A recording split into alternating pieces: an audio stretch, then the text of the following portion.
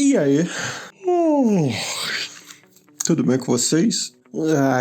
Hoje é um dia bastante interessante, pois é a primeira vez na história do nosso canal que daremos sequência a um vídeo.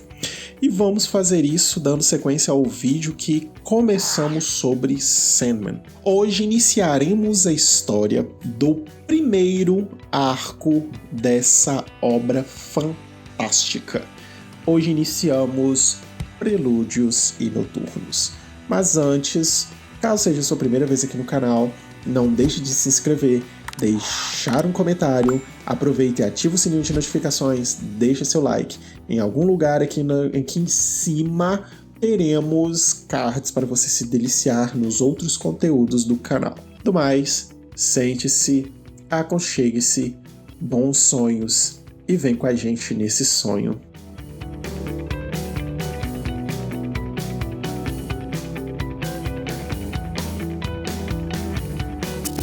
Prelúdios e Noturnos foi escrito por Neil Gaiman e desenhado por Sam Kieth, Mike Dringenberg e Malcolm Jones III.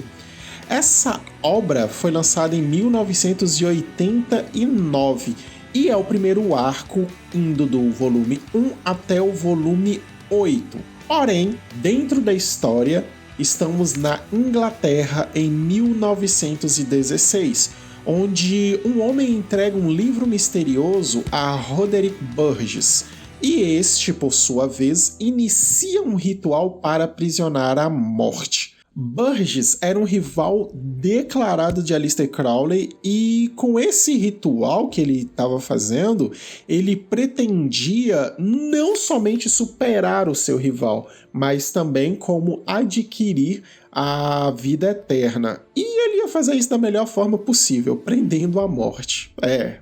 Olha a ideia do cara, funciona muito bem. Será que ele pensou que se ele prende a morte, ele não morre, mas o Aleister Crowley também não morreria? São as ideias que os caras não pensam. Ele possuía uma seita chamada A Ordem, e dentro dessa seita ele era conhecido como Lord Magus. Magus e seus discípulos começam o seu ritual para invocar a morte e, mano, na moral, tudo parecia estar indo bem, os caras estavam mandando muito nesse ritual. Só que quando o ritual se completou, eles não invocam a morte. Eles percebem que no lugar dela estava outro perpétuo. Ou seja, em vez de terem aprisionado a morte, eles aprisionam o sonho. Ou, como a gente conhece, Morpheus. Nesse exato momento, coisas estranhas começam a acontecer pelo mundo inteiro. Coisas estranhas e muito ruins, do tipo, um soldado do exército que não consegue mais dormir e simplesmente começa a ter pesadelos acordado. Muitas pessoas entram em transe e simplesmente não sabem diferenciar o que é sonho e o que é realidade. Algumas pessoas dormem e não acordam mais, outras simplesmente não dormem. E isso acontece numa epidemia do sono que acontece. Um ponto interessante é que essa epidemia, ela de verdade aconteceu, foi uma epidemia de meningite. E aí, muita gente dormia e não acordava, muita gente não conseguia dormir. Então o Neil Gaiman pega esse evento e transporta para dentro de seu quadrinho e fica simplesmente fenomenal. E tudo isso acontece por causa da ausência do sonho em seu reino. O que acontece quando o sonho não tá lá? O reino dele simplesmente começa a ruir. Magus, por sua vez, ele coloca Morpheus dentro de uma redoma de vidro e, cara, todos os dias ele passava nesse lugar e tentava várias vezes ao dia barganhar com Morpheus para ter a vida eterna ou para que o Morpheus chamasse a morte, para que ele pudesse ter o que ele queria. Só que Morpheus dava para ele o silêncio em troca. Roderick, ele sabe que o Morpheus, ele viu que o Morpheus tinha alguns itens e ele carrega esses itens. E que são eles a algibeira, que é responsável pela areia, ele leva o rubi e ele leva também o elmo, ou a máscara de Morpheus. O tempo vai se passando, o tempo se passa até que chegamos em 1930. Nesse ano, a amante de Burgess, ela junta com um dos um dos membros da seita, e ambos fogem. E o que eles roubam? Exatamente esses 3 itens. O Magus, ele até consegue matar o seu discípulo através de magia, mas ele nunca mais consegue colocar as mãos ou nem mesmo consegue ver esses itens novamente. O tempo passa mais um pouco e a gente chega em 1939. O que acontece nesse ano? Um homem que simplesmente não consegue dormir, ele sai pelas ruas combatendo crime. Ele vai fazer isso usando uma máscara, uma pistola de gás e algumas habilidades marciais. O cara sabia lutar. O que ele fazia? Ele dava umas porradas nos criminosos, colocava os caras para dormir, chamava a polícia vinha e prendia os bandidos. Esse foi o Wesley Dodds, o primeiro Sandman da história. E aí mais um ponto, né? Porque o Gaiman, ele amarra a sua história pegando o Sandman que já existia, colocou dentro da sua história como se fosse um reflexo do fator Morpheus estar preso. O cara era um gênio, não era à toa. Só que assim, esse Wesley Dodds, ele não é apenas um personagem, sabe? Tipo assim, ele é o personagem, porque ele fez parte da era de ouro dos quadrinhos e o cara já fez até parte de grupos como Sociedade da Justiça. E caso vocês quiserem saber um pouco mais sobre Wesley Dodds, vocês podem pedir aqui nos comentários. Mais alguns anos se passam e Roderick Burgess simplesmente não consegue nada do que ele queria. Pelo contrário, o cara tá envelhecendo, o cara tá definhando, enquanto Morpheus continua lá. Ele simplesmente chega um ponto em que ele vai morrer, e aí o filho dele, Alexander Burgess, ou Alex Burgess, tem que resolver todo o problema e toma o controle da mansão e dos negócios do pai dele. E o que o Alex faz? Nada. Ele, em vez de ele libertar o Morpheus, ele continua mantendo o Morpheus preso por mais alguns anos. Até que um belo dia ele chega para barganhar alguma coisa com Morpheus e ele percebe que Morpheus não só não fala nada, como Morpheus fica observando tudo. Ele simplesmente vai embora e ignora.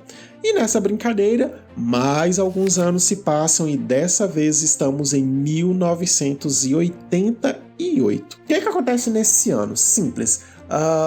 Durante uma conversa entre o Alex e o Morpheus, onde o Morpheus fica calado e o Burgess fica conversando sozinho, o selo onde o Morpheus ficava preso, ele é quebrado. Nessa brincadeira, o Morpheus percebe que um dos guardas, durante uma troca de turnos, meio que dá uma cochilada. Morpheus aproveita esse momento, invade o sonho desse guarda, pega a areia, porque o guarda sonha que está numa praia, então o Morpheus pega um punhado de areia, e enquanto isso ele finge de morto dentro da redoma. E aí as pessoas, os guardas, acham que ele realmente está morto e cometem a besteira de abrir a redoma para ver o que aconteceu. Nesse momento, Morpheus ele foge para o reino do sonhar, só que ele está muito fraco, ele precisa comer, ele precisa adquirir mais forças, e aí ele começa a comer dentro do mundo dos sonhos, recupera um pouco das forças que ele tinha até voltar ao normal. E quando ele consegue um pouco das energias, ele invade os sonhos de Alex Burgess e leva o cara até uma sala onde os dois pudessem conversar sem serem interrompidos. Agora pensa, quem é que vai interromper uma conversa entre uma pessoa e o sonhar dentro do mundo dos sonhos? Pois é, o cara... O Morpheus ele estava muito irritado, vocês não fazem ideia do quão irritado ele estava. E ali, nessa conversa que ele tem pro Alex, ele revela tudo o que ele passou, tudo o que aconteceu com ele enquanto ele estava preso. Ele conta pro Alex até mesmo o que aconteceu com as pessoas no mundo inteiro. E, no meio dessa conversa, ele pede pro Alex os seus pertences. O Alex fala que eles foram perdidos há muitos anos, e Morpheus, em seu momento de raiva, simplesmente presenteia Alex com o Despertar Eterno. Despertar Eterno nada mais é do que ele ficar no mundo dos sonhos para sempre. Então ele tá num pesadelo, ele acorda desse pesadelo, mas em vez de ele acordar na nossa realidade, ele acorda em outro sonho. E ele vai ficar acordando assim até o dia que o corpo dele não aguentar e ele acabar morrendo. Depois de saber sobre isso, Morpheus ele não sabe nem onde estão os itens dele, então ele precisa de um lugar para começar. Morpheus vai para o reino do sonhar e o plano está em ruínas. pela falta do seu dono. Então Morpheus não sabe nem onde que ele vai encontrar os itens dele, então ele invoca a bruxa que é uma em 3. Ou será que é 3 em 1? Isso aí vocês podem dizer pra gente aqui nos comentários. As 3 bruxas resolvem dar para o Morpheus 3 respostas. Claro, cada uma das respostas tem um preço e o Morpheus paga por cada um desses preços. E aí ele descobre que a algibeira dele tá com o Constantine, o elmo dele, ou a máscara, está com um demônio no inferno, e que o rubi foi passado de mãe para filho, e que a Liga da Justiça estava em posse desse rubi por ter tirado ele desse filho. Então o Morpheus ele decide qual dos 3 é o mais fácil de ir, ele resolve ir atrás do Constantine. Só que quando ele chega até o Constantine, ele descobre que a algibeira não tá com o John. O John até fala que encontrou essa algibeira jogada em uma loja de velharia e que ele sabia que o item era raro, mas ele não sabia como que usava. Então ele comprou, não deu muita importância para aquilo não. E aí ele e o Morpheus começam a procurar a algibeira e não conseguem encontrar. Nisso, o John Constantine lembra que a ex-namorada dele levou um monte de coisa do apartamento dele, inclusive a algibeira.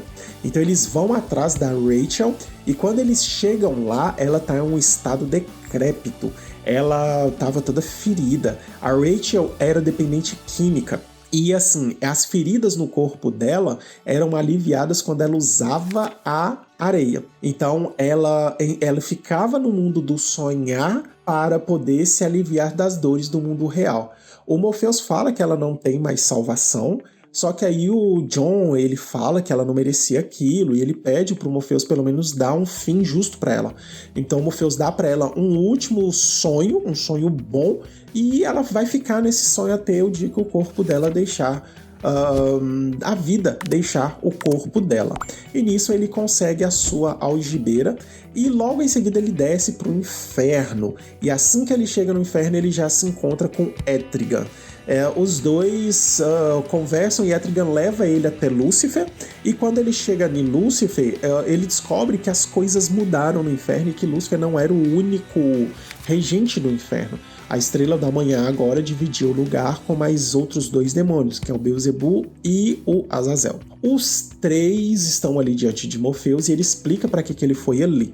Então o Lúcifer ele evoca todos os demônios e o Morpheus, usando a sua areia, vê quem é o demônio que está com o seu elmo. O demônio Chorozon, ele fala que não vai devolver porque ele não estava infligindo nenhuma lei do inferno. Só que o Morpheus quer o elmo de volta e o Chorozon propõe um desafio.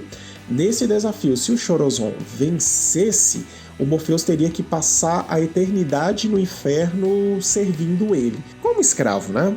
Mas se o Morpheus vencesse, o Morpheus poderia levar o elmo de volta. E aqui começa uma das maiores e melhores partes de toda a história, que é o duelo entre eles. Então é um duelo de rimas, onde eles não podem erguer um dedo, não podem usar magia, não podem nada, apenas o poder das palavras.